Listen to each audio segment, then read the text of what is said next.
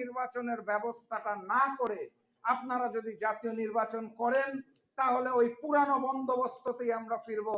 এক স্বৈরাচার গিয়েছে, হয়তো নতুন আরেক স্বৈরাচার আসবে, হয়তো আবারও আন্দোলন সংগ্রাম হবে, হয়তো আবারও রক্তপাত হবে, কিন্তু স্বাধীন সার্বভৌম ভারতীয় প্রভাব মুক্ত আমরা যে নতুন বাংলাদেশের স্বপ্ন দেখি, সেই বাংলাদেশ এই আগামীর জাতীয় নির্বাচন, তড়িঘড়ির নির্বাচন দিয়ে কোনো অবস্থাতেই সম্ভব নয়।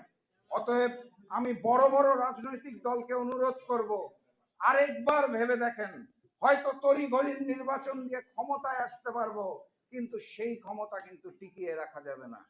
অতএব এখনো সময় আছে। সংবিধানের দোহাই দেওয়া বন্ধ করুন।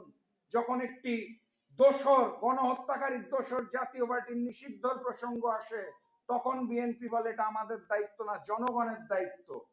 ঐক্যমত্য কমিশনের ওখানে যে যখন আপনার